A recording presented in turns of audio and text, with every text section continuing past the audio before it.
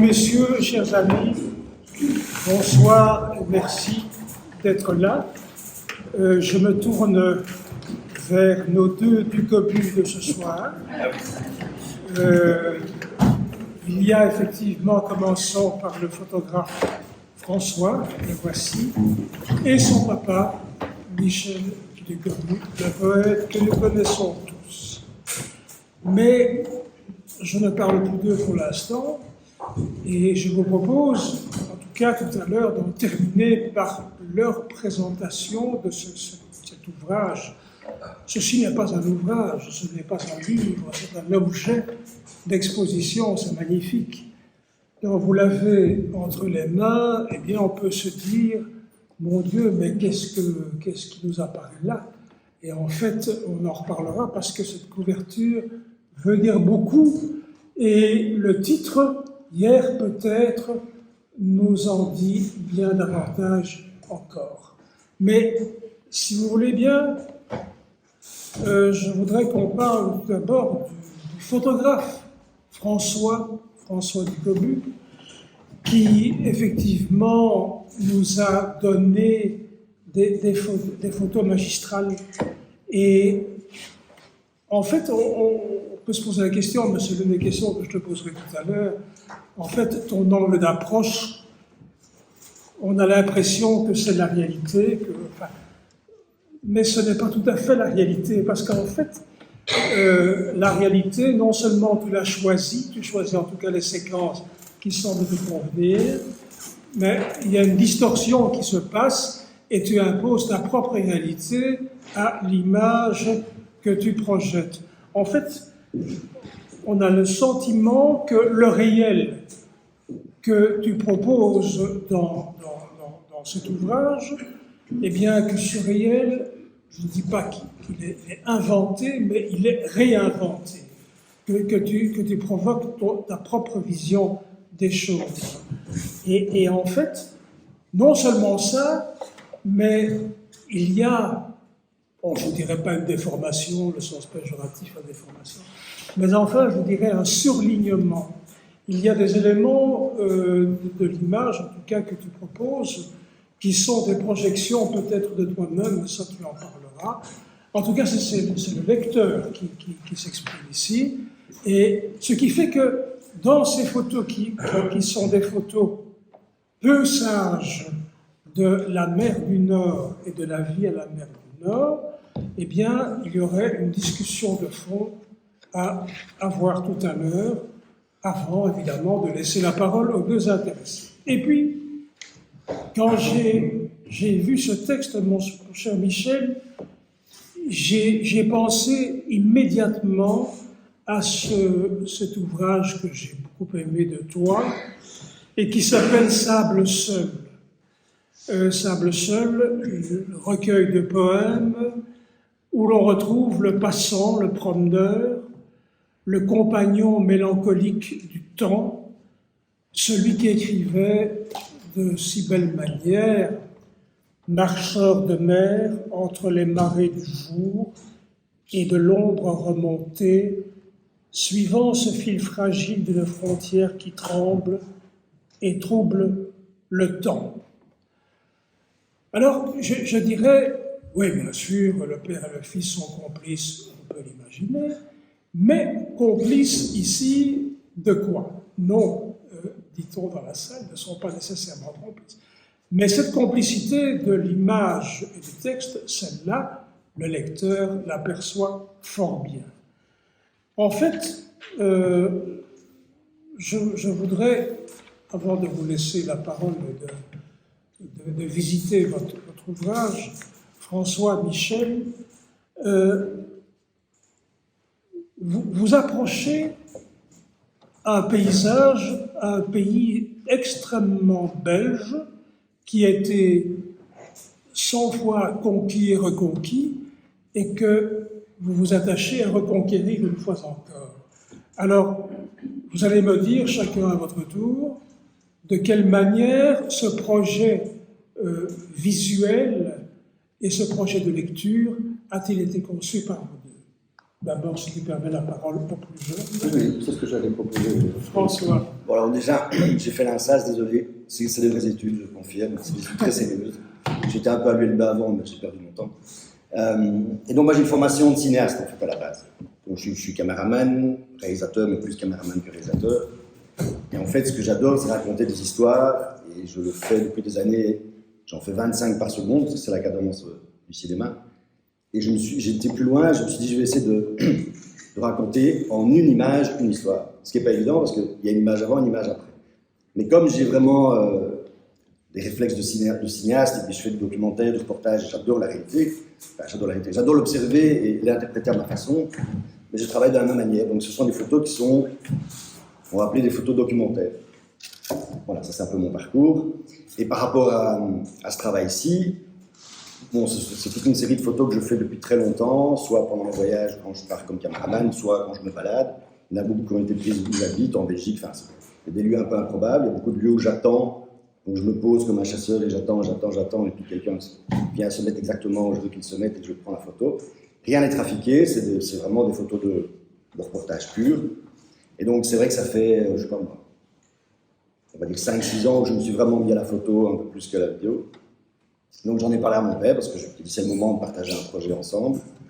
Il n'était pas chaud au départ, donc j'ai dû le convaincre. Et moi je voulais plus à la base, mais bon voilà, on est venu à ça. Et c'est vrai que le point qu'on a tous les deux en commun, c'est une espèce d'humour. Enfin, peut-être moi plus que lui, mais moi je suis plus jeune. Mais c'était ma première victime quand j'étais gamin. Et moi j'ai gardé ça. Et c'est vrai qu'en fait, j'avoue que quand je fais des photos, souvent je ris tout seul. Non pas que je me moque des gens, mais je trouve ça tellement cocasse et absurde, je dis ça, je dois faire cette photo. Mais c'est bienveillant, je ne suis pas méchant. Mais c'est vrai que parfois, on verra les photos si on a le temps, il y a des gens que j'ai suivis discrètement. Et j'attendais qu'ils rentrent dans un décor qui me plaît. Mais voilà. Bon, en général, ils me voient, il y a peu de photos volées. Si les gens ne veulent pas photographier, jamais je ne ferai de photos. Mais voilà, c'est un espèce de rapport un peu vicieux parce que à la fois, ils m'intéressent, je me moque d'eux, je leur dis que non, mais peut-être un peu. Mais je les bonifie aussi. Moi, j'ai fait des photos de personnes âgées au Portugal. La dame était toute contente que je la prenne en photo. Enfin, voilà. C'est un rapport un peu particulier. Voilà. Merci. Et là, effectivement, Michel, je repense à ton livre de poèmes où les choses sont très claires. Tu es poète, tu écris des poèmes. Et ici, dans Hier peut-être, tu écris également, je dirais, des phrases, des insertions qui sont peut-être aussi des poèmes, mais c'est toi qui veux le dire, mais qui sont très différents, en tout cas, de ton écriture antérieure. Oui, tout à fait. D'ailleurs, le projet dont François m'a parlé au départ, en fait, il n'a pas abouti du tout. Parce que son projet, c'était de me balancer une centaine de photos et de me dire, bon, tu te débrouilles, tu fais de la fiction sur chaque photo, tu fais un mini-récit, quelque chose dans ce genre-là. Bref, tu te débrouilles. Et moi, ça m'a sidéré. Je me dis, bon, j'ai pas envie de faire ça. J'ai pas envie, en regardant tes photos, d'inventer une histoire, de faire de la fiction, de déborder à partir de tes photos sur une fiction qui serait beaucoup trop subjective. Ce ne serait plus tes photos, ce serait mon travail d'écrivain, de poète ou bien de narrateur, et ça ne va pas marcher.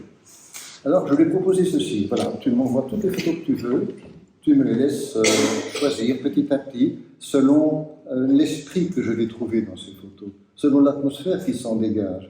Et je me suis rendu compte, au fil de mon inspection, si je puis dire, qu'il se dégageait une atmosphère étrange,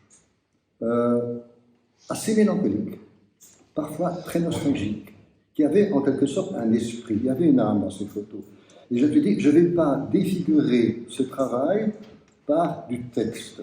Je vais simplement faire le minimum syndical, c'est-à-dire mettre soit une phrase, soit un dialogue, soit une réflexion, un poème à la limite, mais en essayant surtout pas d'exploiter un texte, mais de le visiter à ma façon, de dire, tiens, c'est comme ça que je le ressens. Donc ce sont des réactions en fait, que j'ai mises sur la page de gauche. C'est donc pas une œuvre littéraire, c'est simplement un accompagnement d'un écrivain, d'un poète, d'un travail que j'ai trouvé absolument magnifique. Je me dis, le seul moyen de faire un livre, c'est de ne pas en faire un. C'est de faire une sorte de promenade parmi les paysages que François m'a proposés, en y mettant simplement ma goutte d'encre, les mots que j'avais envie de mettre, mais sans jamais vouloir déborder. Donc les textes se lisent très très vite, et je pense que c'est beaucoup mieux comme ça. Et alors on se pose la question de savoir comment pourrais-tu faire autre chose que de la poésie? Parce qu'en fait, quand tu dis je ne fais pas de la poésie, je laisse des impressions, ce qui est vrai, si ce n'est pas l'ensemble d'impressions, malgré tout, le lecteur sent quelque chose au bout de l'impression qui le concerne. Et c'est d'autant plus étonnant, si tu veux, que la mer du Nord est une matière absolument explorée combien de fois, et pas par les peintres, les écrivains, les photographes aussi. Et que tu trouves là des choses tellement banales au niveau de l'expression, mais qui te remuent quand même, qui remuent le lecteur. Par exemple, et puis hier, c'était hier, que peux-tu y faire? C'est pas de la poésie, mais on s'interroge. C'est un reste de chansons qui flotte dans l'air. Voyez. C'est vrai, le lecteur dit, ouais, oui, mais quelle chanson, c'est tout de même vrai. Il y a comme une chanson, quand on observe la mer et qu'on écoute, il y a comme une chanson, la chanson des vagues peut-être. Et alors, il y a le contenu de cet ouvrage, où l'on trouve, à commencer peut-être par la couverture, si vous voulez. Je ne sais pas si vous l'avez fait exprès. Oui, je montre alors qu'elle est en écran. Je vais passer des photos après. Oui, c'est très bien. La couverture m'enchante, moi, parce que j'y trouve un personnage assis sur une chaise, la chaise sur la plage. Ça ne te rappelle rien, toi Oui, ça me rappelle beaucoup de choses, hein, un certain belge au bout de la plage, mais ce n'est pas moi ici. Hein. Non. Je ne voulais absolument pas faire vitrine sur un lit. Non. Ben oui, en fait, c'est le personnage qui regarde le paysage, et dans le paysage, il se voit lui-même. C'est un paysage miroir. Et d'être là, seul devant un paysage pareil, toute son histoire va revenir. Et toutes les photos que j'ai choisies tournent autour de ce regret, de cette mélancolie, de ce passé. D'ailleurs, le livre commence par une adaptation de la chanson des Beatles, Yesterday. En quoi hier est-il encore vivant? Est-il encore vrai? Est-ce qu'on ne s'idéalise pas hier? Ou bien on le noircit, on le radicalise, on le force, ou bien on l'édulcore? Mais est-ce que hier a encore un sens? Et j'ai beaucoup réfléchi en regardant ces photos, parce qu'il n'y a pas que la mer, hein. C'est vrai que la mer est très importante dans le recueil, mais il y a beaucoup de personnages. Et tous ces personnages ont un petit air mélancolique, un petit air songeur. Et ça m'a guidé durant le travail. Je me dis, il y a quelque chose, il y a un fil conducteur, c'est hier, peut-être. Peut-être est-ce vrai, peut-être est-ce une illusion, peut-être est-ce un souvenir, peut-être est-ce un fantasme. Et ça m'a guidé dans le travail. Est-ce que c'est ton appréciation aussi, celle de ton papa, quand il parle d'hier, de la mélancolie? Donc, comme on a dit, à la base, j'avais d'autres ambitions. Hein, bref. Mais, donc, ce bouquin, c'est moi qui l'ai porté, entre guillemets, j'avais, comme on appelle, le lead. Mais comme, voilà, j'ai vu qu'il s'est un peu emparé de mon bouquin. Donc, c'est lui qui a choisi des photos. Donc, il n'y a aucune commande. Il a choisi parmi tes photos. Il a pris les meilleures, Ouais. mais tant pis, c'est comme ça. Le titre, c'est lui, moi, j'y suis pour rien.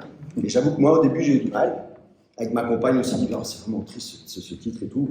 Et puis finalement, oui, c'est un peu triste, un peu mélancolique. Et bon, après, moi, et en plus, j'espère que dans la plupart de mes photos, il y a de l'humour. Enfin, moi-même, je rigole à la regardant, il faut dire. Mais, et je trouvais que le titre, finalement, n'était pas tout à fait en adéquation avec le bouquin. Mais voilà, je me suis fait. Et finalement, après la sélection des photos et des textes, je trouve qu'il va parfaitement bien, ce bouquin. Oui. Et donc c'est un travail un peu, voilà, on était un peu chacun de notre côté, parfois ça n'allait pas, parfois... Bon. Après j'ai pris sur moi parce que sinon il n'existerait jamais plus.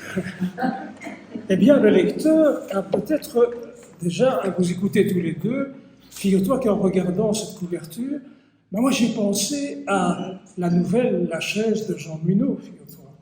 Et c'est Jean Muneau lui-même qui m'expliquait un jour cette histoire de la chaise. Il me dit, mais écoute, on en voit sur la plage. Moi j'ai imaginé une chaise qui se déplace la nuit, qui s'enfonce dans le sable et qui reparaît. Donc tu vois qu'à partir finalement de ce que tu dis qui n'est pas de la poésie, qui est autre chose, de l'impression, etc., à partir d'une image qui n'est pas tout à fait n'importe quelle image, tu en as parlé, il peut se passer beaucoup de choses au niveau du lecteur. Absolument. D'ailleurs, c'est un livre très ouvert. Hein. D'abord, pour être bien précis, je te remettais régulièrement des textes pour avoir ton accord. Hein, pour voir si ça collait bien. C'est un travail d'équipe. Il n'a jamais dit non. Il n'a jamais dit non. Évidemment. Et alors, je me suis rendu compte que C'est ce pas livre était rempli d'humour. Il y a un humour extraordinaire qui corrige ce côté nostalgique, mélancolique, un peu tristonnet. En fait, il y a de tout dans ce livre. Il n'y a pas vraiment de thème précis, il n'y a pas de ligne de conduite. Il y a ce que tu as trouvé, il y a ce que j'ai trouvé grâce à tes photos, et ça forme une sorte de florilège très personnel, je pense, tous les deux, mais qui nous a vraiment remplis de bonheur, parce qu'on avait l'impression de se rencontrer, de se retrouver, et d'être sur le même fil, sur la même longueur d'onde. Il n'y a jamais eu de contestation. Et on s'est rendu compte que l'univers est rempli de tout, de poésie, d'humour, de rigolade, de solitude, d'ironie, de tout. Et c'est un livre rempli de fourre-tout, très belle. Et ce pauvre Lamartine, qu'est-ce que tu en fais lorsque tu lui dis « Autant suspend ton viol, et vous, heureux complices, retardez votre cours, laissez-nous supporter les torrides supplices, et puis des plus chauds de nos jours. » Mais il y a pas mal de détournements. Ah, J'aime bien détourner les choses trop sérieuses. Hein. Donc j'ai fait des citations, bien sûr, mais jamais au pied de la lettre. En fait, c'est un livre, mon cœur, on se moque un peu de nous-mêmes. On ne fait pas de littérature ici, en fait. Hein. Les images se suffisent à elles-mêmes. La littérature, c'est du luxe. Quand il n'y a pas d'autres sujets d'intérêt, on fait de la littérature. Mais ici, il y a des images. Et j'ai tellement le respect des images et de l'art en général que je me suis dit, je vais essayer, pas d'exploiter, mais simplement de me concentrer sur le secret de chaque image. Et il y a de tout, encore une fois. Il y a des choses très drôles, il y a des choses tristes, mais dans l'ensemble, je pense que... Oui, les feuilles mortes se ramassent à la ligne, tu vois, je ne l'ai pas oublié. Les feuilles mortes se ramassent à la ligne, les hier et les peut-être aussi. Mais oui, ça c'est un petit clin d'œil à mon temps, bien sûr, à Jacques Prévert. Mais il y a là, si tu veux, quelque chose de très vivant dans ta démarche, dans votre démarche. C'est pas du tout compassé, c'est pas quelque chose, écoute, tu vas faire ça, et puis je te donnerai telle ou telle image, et puis nous allons voir. Non, non, je crois qu'il y a là de la vie, et c'est ce qui me plaît. Ce qui me plaît aussi, c'est ton aptitude à changer d'écriture, mais brusquement, on ne s'y attend pas, et puis on arrive à un dialogue. Tu enlèves sa casquette, d'accord, tu lui mets un chapeau, quel genre, melon, et puis tu attends, j'attends quoi? Rien. Ce n'est pas le chapeau qui fait le personnage, mais le tableau. Mais tu sais bien, j'adore le théâtre. Hein. Ici, il y a deux personnages qui sont présents dans tout le recueil. Hein. C'est deux jeunes, un jeune couple, ou alors c'est un couple âgé, et ils se parlent. Et chacun donne son avis. Ils se posent des petites devinettes, ils se font des vannes aussi. En fait, c'est un peu, disons, les instruments de l'humour. À deux, on rigole plus facilement que tout seul. Tout seul, on se regarde rire et c'est moins sympathique. Tandis qu'à deux, il y a deux points de vue qui se heurtent et finalement, bon, il y a une surprise à l'issue du dialogue.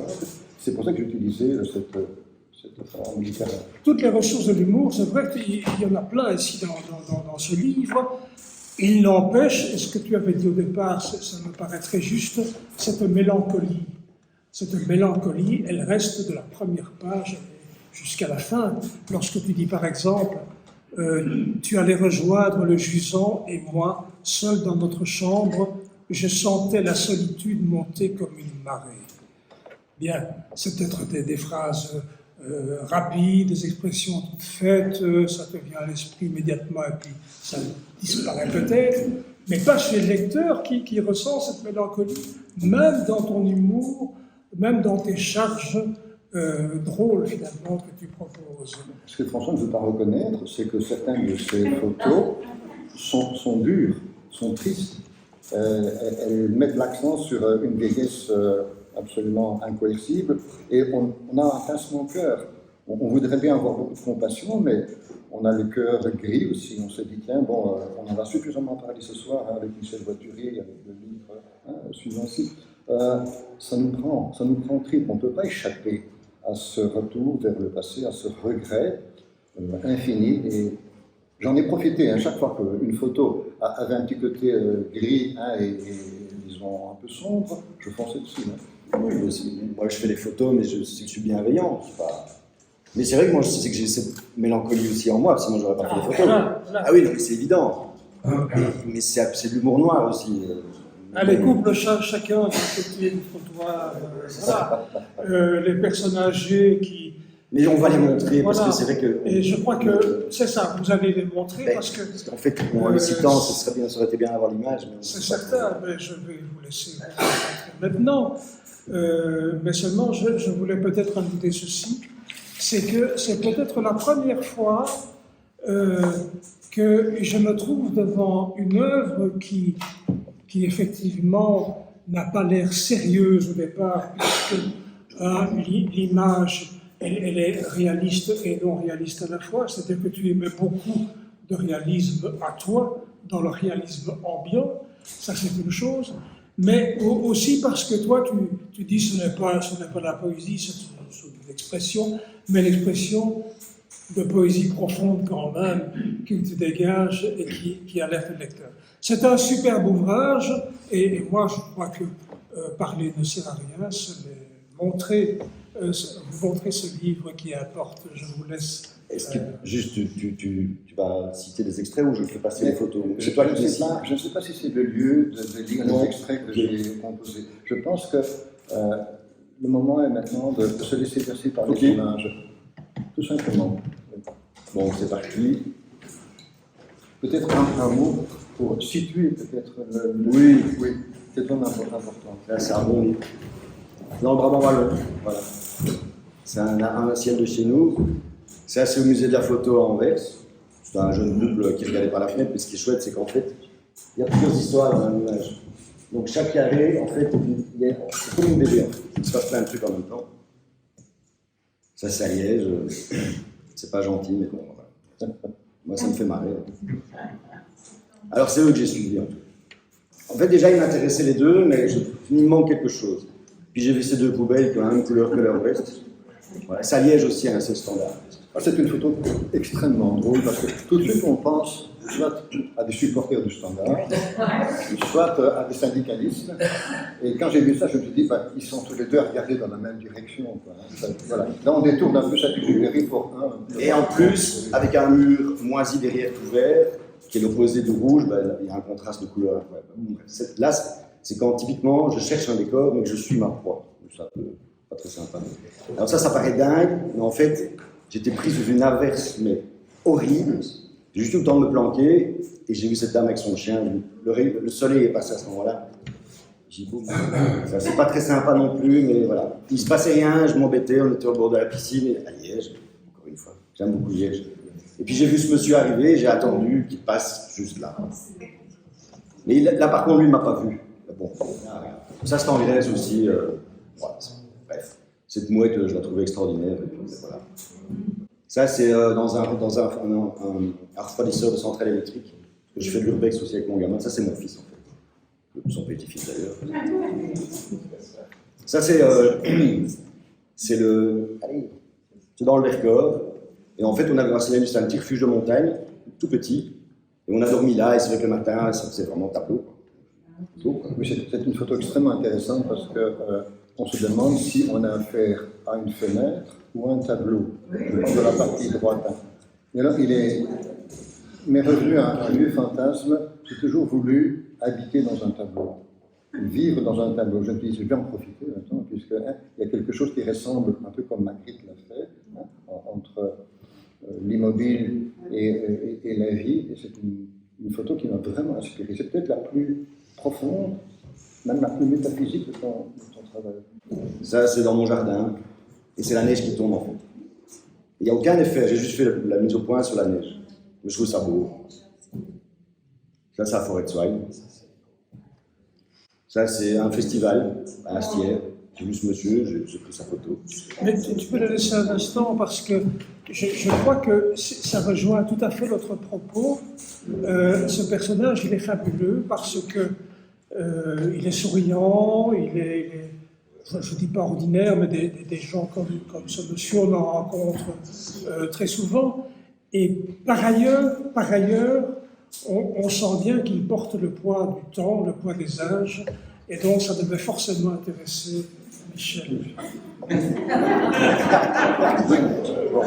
Je parle de l'esthétique, Oui, Michel. d'accord. Mais il y a elle. Ça, c'est important. Voilà. Ça, c'est important. Elle est adorable. Elle est adorable. Oui. Et en plus, elle était ravie que je la prenne en photo parce que personne ne la regarde. Moi, je suis passé, je l'ai vue, j'ai dit fou. Elle était toute contente. Voilà, ça, c'est mon fiston. C'est la photo peut-être clou du livre. Ouais. C'est pas un montage. Non, pas du tout. En fait, j'ai attendu que l'oiseau est très très loin, hein, mais c'est juste que j'attendais le moment qui passe et c'est mon gamin qui met sa main comme ça. Et c'est dans les Pyrénées, c'est faux. Voilà, c'est tout. Voilà, merci. On est dans les temps, non ?